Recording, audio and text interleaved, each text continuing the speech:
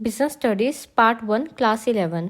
आज जो टॉपिक हम डिस्कस करेंगे वो है objectives of business, risk, nature of business risk, causes of business risk and starting a business basic factors. So let's start. Objectives of business. अब business को establish करने के क्या क्या ऑब्जेक्टिव्स हो सकते हैं। फर्स्ट ऑफ ऑल ये क्लियर करते हैं कि बिजनेस ऑब्जेक्टिव होता क्या है। The business objective is a goal where the business wants to reach in the future. तो ये बोल रहा है कि जो बिजनेस का ऑब्जेक्टिव होता है वो गोल होता है जहाँ पे बिजनेस जो है वो फ्यूचर में पहुँचना चाहता है। फॉर एग्जाम्पल एक बिजनेस यूनिट है, ठीक है, वो अपनी फ्रेंचाइजी सेटअप करना चाहती है दूसरे स्टेट में नेक्स्ट 3 ईयर्स के अंदर।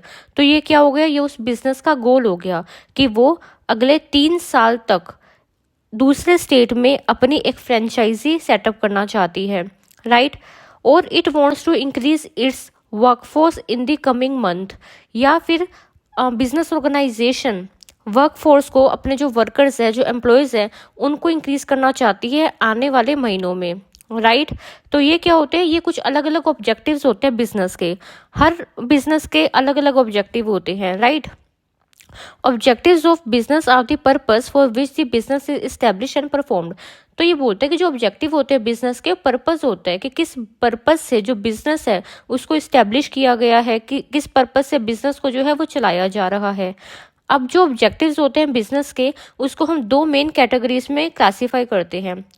एक होते हैं इकोनॉमिक ऑब्जेक्टिव्स और एक होते हैं सोशल ऑब्जेक्टिव्स। इकोनॉमिक ऑब्जेक्टिव्स, जिसमें पहला आता है प्रॉफिट अर्निंग। तो देखो, बिजनेस चाहे जो भी हो, ठीक है, प्रॉफिट अर्न करना जो है वो उसका मेन और प्राइमरी ऑब्जेक्टिव रहता है, ठीक है। तो बिजनेस क्या है, business is a set of activities undertaken with the prospects of sale for the purpose of earning profit. तो बिजनेस में जो भी सेट ऑफ एक्टिविटीज करी जाती है वो इसलिए करी जाती है ताकि प्रॉफिट अर्न किया जा सके। अब प्रॉफिट जो होती है वो एक्स्ट्रा इनकम होती है जिससे जो बिजनेस है वो अपने एक्सपेंसेस को, अपने खर्चे को पूरा कर सकता है। The main objective of any business is to earn profit. Just as a plant cannot survive without water, similarly a business cannot sustain without profit. तो जिस तरीके से जो प्लांट है वो सर्वाइव नहीं कर सकता बिना वाटर के, उसी तरीके से जो बिजनेस है वो प्रॉफिट के बिना सस्टेन नहीं कर सकता। प्रॉफिट जो होता है वो काफ़ी ज़रूरी होता है एक बिजनेस को ग्रो करने के लिए और बिजनेस को एक्सपेंड करने के लिए। तो देखो, अगर बिजनेस में प्रॉफिट होगा तो ही जो बिजनेस यूनिट है वो अपने जो एक्टिविटीज़ है उसको ग्रो कर सकती है, ठीक है। अपना जो स्केल है बिजनेस का उसको लार्ज कर सकती है, ठीक है, अपने ऑपरेशंस को एक्सपेंड कर सकती है, राइट। सो प्रॉफिट अर्निंग जो होता है वो मेन ऑब्जेक्टिव होता है बिजनेस का। नेक्स्ट आता है मार्केट शेयर। मार्केट शेयर का मतलब होता है अपने कस्टमर्स को क्रिएट करना। अगर आज आपके प्रोडक्ट्स को 100 कस्टमर ले रहा है तो उसको 200 पे लेके जाना, 300 पे लेके जाना, राइट। तो मार्केट शेयर का मतलब होता है कि मार्केट में कितने कस्टमर्स जो हैं वो आपके प्रोडक्ट को यूज कर रहे हैं। In the long run the survival of a business completely depends upon the market share captured by the business. तो ये बोल रहा है कि लॉन्ग रन में जो सर्वाइवल होता है बिजनेस का, बिजनेस कितना सर्वाइव करेगा, कितने आगे तक जाएगा, वो डिपेंड होता है कि कितने कस्टमर्स जो है वो बिजनेस ने कैप्चर कर रखे हैं, कितना मार्केट शेयर जो है वो बिजनेसमैन ने कैप्चर कर रखा है। The creation of good and satisfaction of the need of customer is a crucial purpose for the business. ये बोल रहा है गुड्स को क्रिएट करना, इस तरीके से क्रिएट करना कि वो कस्टमर की नीड्स को पूरी कर सके, ठीक है। तो ये जो होता है काफ़ी इंपॉर्टेंट पर्पस होता है बिजनेस का। So to generate profit and demand, the business must supply premium quality and give value for money products. ये बोलता है कस्टमर्स को क्रिएट करने के लिए आपको जो है वो कस्टमर को एक प्रीमियम क्वालिटी, मतलब अच्छी क्वालिटी का सामान रिजनेबल प्राइस पे देना होगा। Innovation and utilization of resources. अब इनोवेशन का मतलब होता है कि आप क्या चीज़ नई लेके आ रहे हो, ठीक है, कौन से नए आइडियाज़, कौन सा नया प्रोडक्ट, कौन सा नया प्रोसेस लेके आ रहे हो जिससे कस्टमर जो है वो आपके प्रोडक्ट्स को खरीदे। Innovation normally means to change process और creating more effective process, product और आइडियाज़। तो इनोवेशन का मतलब यही हो रहा है कि चेंज करना अपने प्रोसेस में, प्रोडक्ट में और आइडियाज़ में, और कुछ नया लेके आना। Nowadays business is ever changing and dynamic. अब आजकल आप देख रहे हो कि बिजनेस जो है उसमें कितना कंपटीशन आ चुका है। मार्केट में एक ही प्रोडक्ट के कितने सारे ब्रांड्स अवेलेबल होते हैं। सो हमें क्या करना पड़ेगा, अपने कॉम्पिटिटर को फेस करने के लिए हमें क्या करना पड़ेगा, अपने प्रोडक्ट को कुछ इनोवेट करना पड़ेगा, कुछ नया लाना पड़ेगा, ठीक है, ट्रेंड के अकॉर्डिंग चलना पड़ेगा। So to keep up with the growing competition a businessman has to introduce efficient design, latest trends, upgrade machinery and new techniques. तो ग्रोइंग कॉम्पिटिशन को फेस करने के लिए आपको अच्छे अच्छे डिज़ाइन लेके आने होंगे, नए ट्रेंड्स के साथ आपको चलना पड़ेगा, अपनी मशीनरी को अपग्रेड करना पड़ेगा और नई नई टेक्निक्स लानी पड़ेगी। देन आता है इंक्रीजिंग प्रोडक्टिविटी। अब प्रोडक्टिविटी का क्या मतलब होता है, अपने प्रोडक्शन को इंक्रीज करना। प्रोडक्टिविटी का मतलब होता है कैसा स्केल, ठीक है, स्केल ऑफ प्रोडक्शन, कितनी प्रोडक्शन आप कर रहे हो। Productivity is a scale to measure the efficiency of the business activity. Productivity से ही पता चलता है कि आपका बिजनेस जो है वो कितना एफिशिएंट है, ठीक है।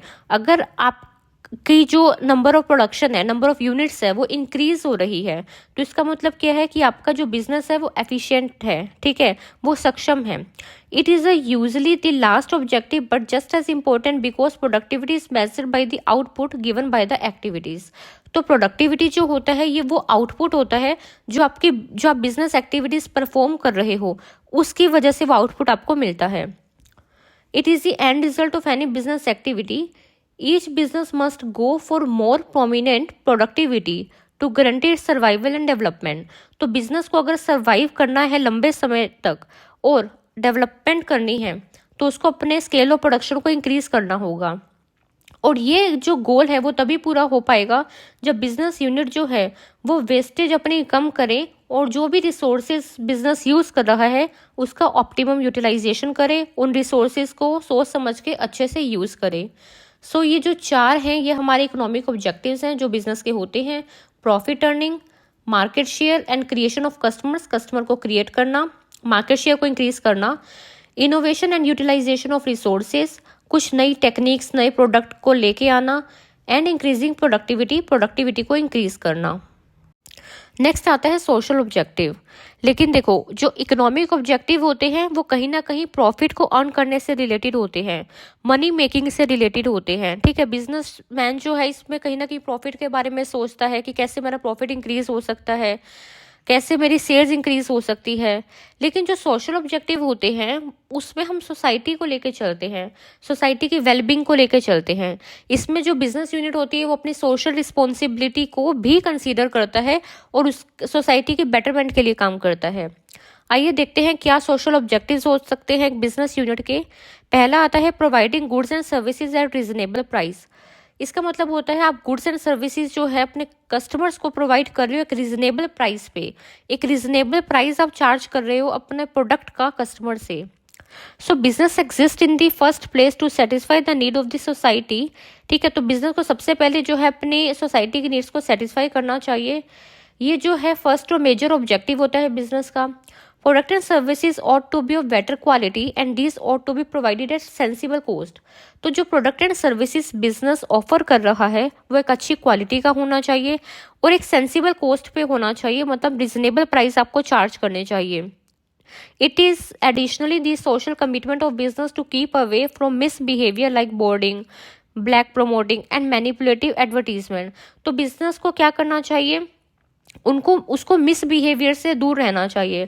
जैसे कि आप मैनिपुलेटिव एडवर्टीजमेंट कर रहे हो, ठीक है, कस्टमर को मैनिपुलेट कर रहे हो कि हमारे प्रोडक्ट में ये सारी चीज़ें हैं जबकि आपके प्रोडक्ट में वो चीज़ें नहीं हैं। ब्लैक प्रमोटिंग कर रहे हो, बोर्डिंग कर रहे हो, तो ऐसे मिसबिहेवियर से बिजनेसमैन को दूर रहना चाहिए। फिर आता है fair remuneration to employees. Business को एक फेयर रेम्यूनरेशन जो है अपने एम्प्लॉयज़ को पे करना चाहिए। अब एम्प्लॉयज़ जो होते हैं वो काफ़ी हार्ड वर्क करके जो है आपकी बिजनेस यूनिट में पार्टिसिपेट करते हैं, राइट। तो आपको भी उनको क्या करना चाहिए, एक फेयर रेम्यूनरेशन देना चाहिए। So business does not run on its own but the people are responsible for the success and the failure of a business. ये बोलता है कोई भी बिजनेस हो वो अकेले नहीं चल सकता, राइट। एक जो पर्सन है वो बिजनेस को सोली अकेले रन नहीं कर सकता है, बल्कि उसको एक टीम की रिक्वायरमेंट होती है, उसको लोगों की ज़रूरत होती है, ठीक है। और यही जो पीपल होते हैं ये रिस्पॉन्सिबल होते हैं किसी भी बिजनेस के सक्सेस और फेलियर के। The people on the inside of the business are more valuable. तो जो एम्प्लॉयज़ होते हैं बिजनेस के वो काफ़ी वैल्यूएबल होते हैं, वो एसेट होते हैं बिजनेस के, right. And make a ground breaking contribution to the business, और वो बहुत इंपॉर्टेंट कॉन्ट्रीब्यूशन करते हैं बिजनेस के अंदर, तो उनको एक रिजनेबल पे जो है उनके वर्क के लिए देना चाहिए। नेक्स्ट आता है एम्प्लॉयमेंट जनरेशन। आपको एम्प्लॉयमेंट अपॉर्चुनिटीज भी क्रिएट करनी चाहिए सोसाइटी में। तो देखो, एक जो मेजर प्रॉब्लम है आज के टाइम पे वो क्या है, अनएम्प्लॉयमेंट। अनएम्प्लॉयमेंट का रेट काफ़ी बढ़ रहा है, तो बिजनेस को एम्प्लॉयमेंट जो है वो जनरेट करनी चाहिए। Therefore, it is a social objective of a business to give chance to the beneficial employment to individuals of the society. तो एक बिजनेस को क्या करना चाहिए, अपने सोसाइटी के इंडिविजुअल्स को एम्प्लॉयमेंट देना चाहिए, उनको काम देना चाहिए। In a nation like India, unemployment has turns into a critical issue. India में अनएम्प्लॉयमेंट जो है वो काफ़ी क्रिटिकल इशू है, जिसको हमें क्या करना चाहिए, सॉल्व करने की कोशिश करनी चाहिए। देन आता है community service. Business must give back something to the society. Business को क्या है, अब देखो बिजनेस कहाँ पे इस्टेब्लिश हुआ, सोसाइटी में। बिजनेस जो अपने प्रोडक्ट्स है वो कहाँ सोल्व कर रहा है, सोसाइटी में। तो बिजनेस की कुछ रिस्पॉन्सिबिलिटी भी बनती है। तो बिजनेस को क्या करना चाहिए, बिजनेस को अपनी सोसाइटी के लिए कुछ करना चाहिए, जैसे कि बिजनेस यूनिट को कंट्रीब्यूट करना चाहिए लाइब्रेरी को ओपन करवाने में, डिस्पेंसरी ओपन करवाने में, एजुकेशनल फाउंडेशन को क्रिएट करने में, and so on, which a business can make and help in the advancement of a society. तो बिजनेस जो है वो इन एरियाज में कंट्रीब्यूट करके जो है वो सोसाइटी की एडवांसमेंट में अपना एक अच्छा कंट्रीब्यूशन दे सकता है। Business enterprise can build. Business enterprise जो है वो स्कूल बना सकती हैं, कॉलेज बना सकती हैं, लाइब्रेरीज बनवा सकती है, hospital, sports bodies and research institutions बनवा के एक सोसाइटी को एक एडवांसमेंट की तरफ लेके जा सकती है। They can help non government organization. वो एनजीओ की भी हेल्प कर सकती है, जैसे काफ़ी सारे एनजीओ ओपन है, क्राई, हेल्पेज एंड अदर्स, जो कि क्या करते हैं, ये एनजीओ वीकर सेक्शन को सर्विसेज देते हैं। तो बिजनेस यूनिट जो है वो इन एनजीओ के साथ मिल के, ठीक है, सोसाइटी की हेल्प कर सकती है, वीकर सेक्शंस के लिए काम कर सकती है। तो ये दो टाइप के ऑब्जेक्टिव्स हैं, economic objectives and social objectives. Next topic हमारा आता है बिजनेस रिस्क। अब बिजनेस रिस्क क्या होता है, बिजनेस रिस्क एक पॉसिबिलिटी होती है कि फ्यूचर में हमें एडिक्वेट प्रॉफिट मिल पाएंगे या नहीं मिल पाएंगे, क्या हमें लॉसेस तो फेस करने को नहीं मिलेंगे। तो ये जो पॉसिबिलिटी होती है इसको बिजनेस रिस्क बोलते हैं। अब देखो, मार्केट में जो है एनवायरनमेंट जो है वो लगातार चेंज होता रहता है, ठीक है। कई बार नया फैशन आ जाता है, कुछ नए ट्रेंड्स आ जाते हैं, कई बार कस्टमर के टेस्ट में ही क्या हो जाता है, चेंज हो जाता है, ठीक है। तो ये जो सारे फैक्टर्स है, इसकी वजह से जो बिजनेस यूनिट होती है वो देखती है कि कभी ये सारे फैक्टर्स आ गए तो मुझे ये तो नहीं है कि प्रॉफिट मेरा कम हो जाएगा या फिर मुझे लॉसेस देखने को मिलेंगे। तो ये जो पॉसिबिलिटी होती है इसको ही बिजनेस रिस्क हम बोलते हैं, राइट। फॉर एग्जाम्पल देखो, अगर जो डिमांड है हमारे प्रोडक्ट की वो कम हो गई, ठीक है, क्यों कम हो गई, क्योंकि कस्टमर ने अपना टेस्ट बदल लिया। आज वो प्रोडक्ट जो यूज़ कर रहा है, जो हमारा प्रोडक्ट यूज़ कर रहा है, कल को हो सकता है वो किसी और से परचेज करने लग जाए, राइट। तो अगर कस्टमर के टेस्ट एंड प्रेफरेंस में चेंज आया तो हमारे प्रोडक्ट की डिमांड क्या हो जाएगी, कम हो जाएगी। या फिर कॉम्पिटिटर्स जो है मार्केट में ऐसे आ गए जो अच्छी क्वालिटी का और रिजनेबल प्राइस में, हमसे कम प्राइजेस में जो प्रोडक्ट है वो ऑफर कर रहे हैं। इस वजह से भी जो है हमें रिस्क देखने को मिल सकता है, क्योंकि अगर ऐसे फैक्टर्स आ गए तो भाई हमारे प्रोडक्ट्स की डिमांड तो क्या हो जाएगी, कम हो जाएगी, राइट। और अगर डिमांड कम होगी तो सेल भी कम होएगी और प्रॉफिट भी कम होगा, ठीक है। अब देखते हैं बिजनेस रिस्क कितने टाइप के होते हैं। दो टाइप के बिजनेस रिस्क होते हैं, एक होता है स्पेकुलेटिव रिस्क और एक होता है प्योर रिस्क। स्पेकुलेटिव रिस्क वो होता है जिसमें हमें दो पॉसिबिलिटी होती है, हो सकता है फ्यूचर में हमें फायदा हो जाए और ये भी हो सकता है कि फ्यूचर में हमें लॉस हो जाए। तो यहाँ पे पॉसिबिलिटी दो रहती है, फायदे की भी रहती है, नुकसान की भी रहती है। अब स्पेकुलेटिव रिस्क आता क्यों है, speculative risk arise due to change in market condition. अगर मार्केट कंडीशन में कुछ चेंज होता है, ठीक है, डिमांड में चेंज होता है, सप्लाई में चेंज होता है, या फिर फैशन में चेंज आ जाता है, ठीक है, कस्टमर के टेस्ट में चेंज आ जाता है, तो इस वजह से हमें स्पेकुलेटिव रिस्क देखने को मिलता है। तो देखो, अगर फेवरेबल मार्केट कंडीशन रही, मतलब हमारे फेवरेबल में, अगर हमारी बिजनेस यूनिट के फेवरेबल में, ठीक है, वो फेवर में है, तो क्या होगा, गेन होगा। अगर अनफेवरेबल मार्केट कंडीशन रही तो हमें लॉस भी देखने को मिल सकता है, राइट। सो स्पेकुलेटिव रिस्क वो होता है जिसमें प्रॉफिट और लॉस दोनों की पॉसिबिलिटी रहती है, लेकिन प्योर रिस्क वो रिस्क होता है जिसमें पॉसिबिलिटी ये रहती है कि या तो लॉस होगा या लॉस नहीं होगा, ठीक है, इसमें प्रॉफिट की पॉसिबिलिटी नहीं रहती है। प्योर रिस्क वो रिस्क होता है जिसमें पॉसिबिलिटी जो है वो इसकी रहती है कि या तो लॉस होगा या लॉस नहीं होगा। जैसे कि फायर, अगर हमारे बिजनेस एंटरप्राइज में मान लो फायर हो गई, ठीक है, तो उससे या तो लॉस होगा या नहीं होगा। चोरी हो गई तो या तो लॉस होगा हमें या नहीं होगा स्ट्राइक की वजह से, ठीक है, तो इसमें प्रॉफिट का कोई चांस नहीं होता। इसमें क्या होगा, या तो लॉस होगा या नहीं होगा। देयर अकरेंस में रिजल्ट इन, अगर ऐसी पॉसिबिलिटी हो गई फायर वाली, थेफ्ट वाली, स्ट्राइक वाली, अगर ऐसी पॉसिबिलिटी हो गई तो डेफिनेटली हमें लॉस होगा, लेकिन ऐसा कुछ भी नहीं हुआ तो लॉस नहीं होगा, राइट। सो ये दो टाइप के क्या होते हैं, बिजनेस रिस्क होते हैं। नेक्स्ट आता है नेचर ऑफ बिजनेस रिस्क, जिसमें पहला आता है अराइजेज ड्यू टू अनसर्टेनिटी। अब बिजनेस रिस्क आता ही क्यों है, अनसर्टेनिटी की वजह से, कि हमें पता ही नहीं होता कि फ्यूचर में क्या हो जाएगा। तो देखो, when you are not sure, आपको पता ही नहीं है कि फ्यूचर में क्या चीज़ हो जाए। जो कॉमन एग्जाम्पल होते हैं अनसर्टेनिटी के वो होते हैं जैसे कि डिमांड में चेंज हो जाना, कल को क्या पता गवर्नमेंट कोई पॉलिसी में चेंज कर दे या कोई नई टेक्नोलॉजी आ जाए। तो बिजनेस रिस्क जो होते हैं वो अनसर्टेनिटी की वजह से होते हैं कि फ्यूचर में हमें नहीं पता क्या चीज़ आ जाएगी, ठीक है, और हमारे बिजनेस को कैसे इफेक्ट करेगी।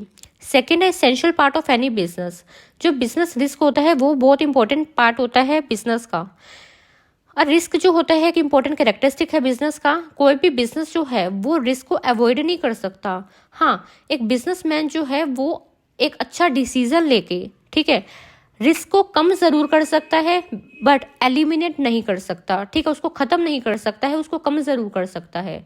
नेक्स्ट आता है degree of risk depend upon the nature and size of business. कितना रिस्क आपको फेस करना पड़ेगा वो डिपेंड करता है आपका बिजनेस किस टाइप का है और आपके बिजनेस का साइज कितना है, ठीक है। फॉर एग्जाम्पल एक बिजनेस जो है वो फैशन आइटम्स में जो है वो डील करता है, ठीक है, तो अब देखो हमें पता है फैशन जो है वो लगातार चेंज होता रहता है, तो ऐसा बिजनेस जो फैशन में डील करता है उसको ज्यादा रिस्क देखने को मिलता है, ठीक है।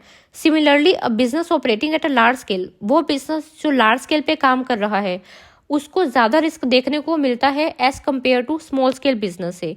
जितना बड़ा बिजनेस उतना ज्यादा रिस्क, जितना स्मॉल साइज होगा बिजनेस का उतना कम रिस्क होगा, राइट। नेक्स्ट आता है profit is the reward for bearing risk. देखो ये बात भी होती है कि जो रिटर्न होते हैं कि बिजनेस हमें कितना रिटर्न देगा उसका रिलेशन डायरेक्ट किसके साथ होता है, रिस्क के साथ होता है। तो देखो the business earn a profit because they are bearing risk. एक बिजनेस प्रॉफिट तभी अर्न करता है जब वो रिस्क को बियर करेगा। अगर रिस्क नहीं है तो गेन भी नहीं है। अगर larger the risk more is the profit, जितना ज्यादा रिस्क होगा उतना ज्यादा प्रॉफिट होगा। And entrepreneur bear risk with the expectations of earning a profit. देखो एक जो एंटरप्रेन्योर होता है वो क्या होगा, अगर वो रिस्क लेगा तो ही क्या करेगा, प्रॉफिट अर्न करेगा। फॉर एग्जाम्पल कोई नई टेक्नोलॉजी आ गई, ठीक है, बट आप भी उस टेक्नोलॉजी को क्या कर रहे हो, अडॉप्ट कर रहे हो, ठीक है, तो क्या होगा, हो सकता है आपको ज्यादा प्रॉफिट देखने को मिले, ठीक है। तो जो प्रॉफिट होता है वो रिस्क के साथ क्या होता है, एसोसिएटेड होता है।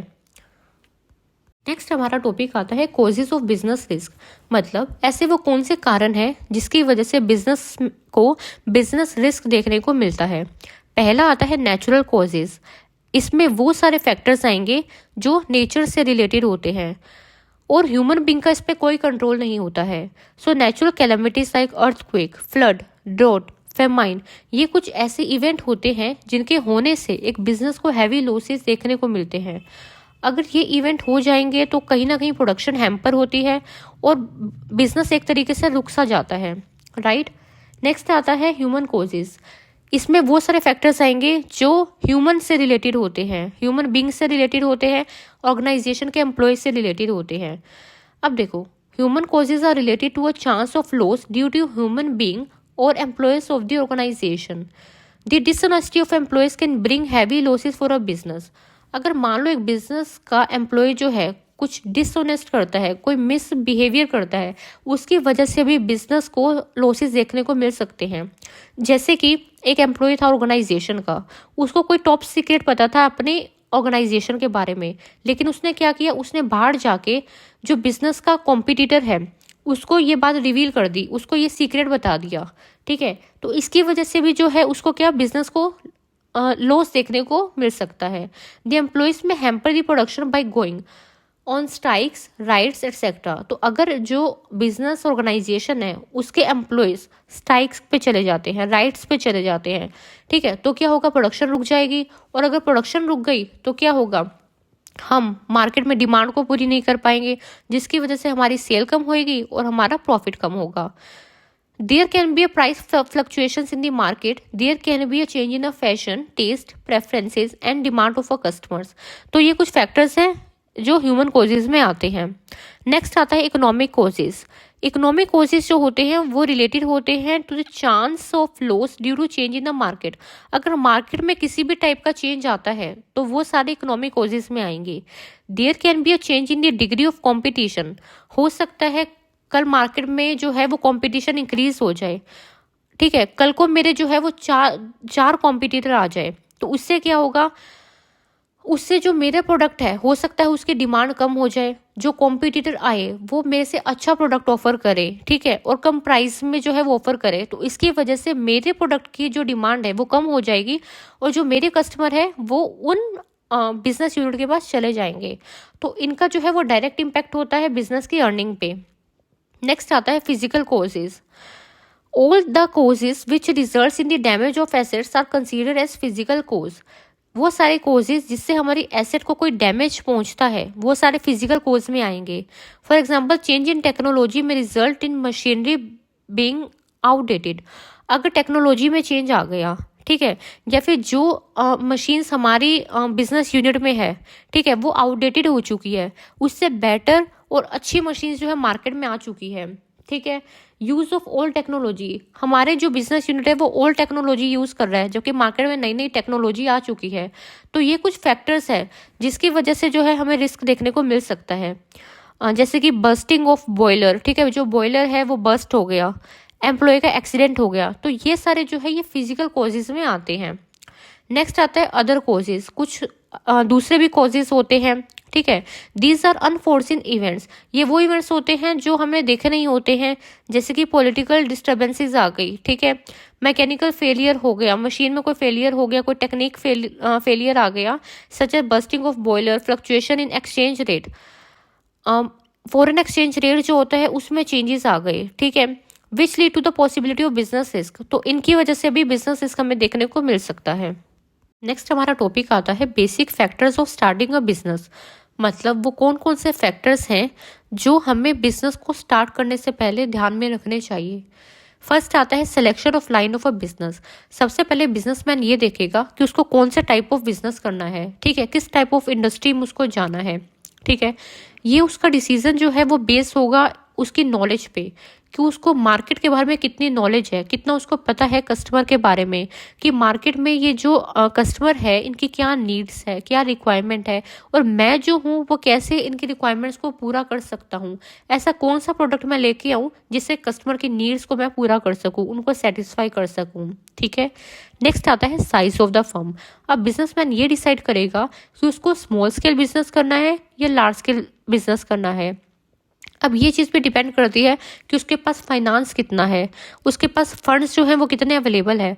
अगर उसके पास ज़्यादा फंड्स अवेलेबल है तो वो लार्ज स्केल बिजनेस के लिए जा सकता है, लेकिन अगर उसके पास एक लिमिटेड अमाउंट ऑफ फंड्स है तो उसको स्मॉल स्केल बिजनेस करना चाहिए।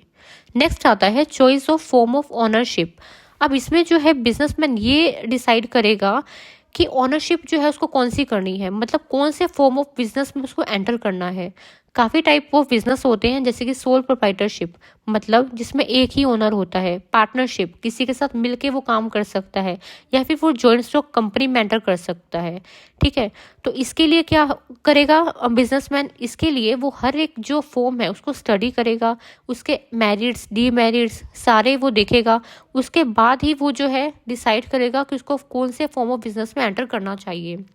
फिर आता है location of the business enterprise. अब वो ये देखेगा कि कौन सी लोकेशन पे जो है मेरे को अपना बिजनेस जो है वो इस्टेब्लिश करना है। और ये काफ़ी इंपॉर्टेंट डिसीजन होता है जो एक एंटरप्रेन्योर को लेना चाहिए।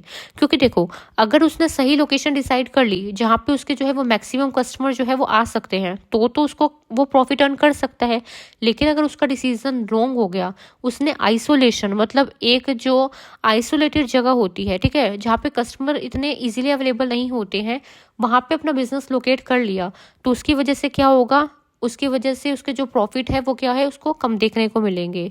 ठीक है, फिर उसको ये भी देखना चाहिए कि मेरे को रॉ मटेरियल इजीली मिल पाएगा, वहाँ पे लेबर इजीली मिल पाएगी, क्या वहाँ पे पावर सप्लाई ठीक आती है, इलेक्ट्रिसिटी का सही प्रोविज़न है, सर्विसेज जैसे कि बैंकिंग, कम्युनिकेशन, वेयर हाउसिंग उसको इजीली मिल जाएगी या नहीं मिल जाएगी।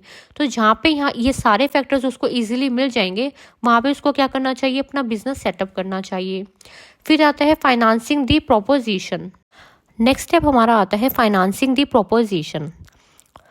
अब इसमें क्या होगा, देखो, अगर आपको बिजनेस सेटअप करना है तो आपको लैंड भी चाहिए होगी, बिल्डिंग, मशीनरी, अदर इक्विपमेंट, तो ये सारी जो फिक्स्ड एसेट्स है, ठीक है, इसके लिए आपको क्या चाहिए होंगे, फंड्स चाहिए होंगे। ठीक है, या फिर जो रॉ मटेरियल होता है या जो डे टू डे के एक्सपेंसेस होते हैं, उनको पूरा करने के लिए भी आपको फंड्स की रिक्वायरमेंट होती है। तो इस स्टेप में बिजनेसमैन ये देखेगा कि उसको कितने अमाउंट की कैपिटल की ज़रूरत है। ठीक है, और और इस कैपिटल को वो कहाँ से जो है वो रेस कर सकता है। ठीक है, ऐसे कौन कौन से सोर्सेज है जहाँ से वो जो ये फंड्स है, ठीक है, जो कैपिटल है उसको अरेंज कर सकता है।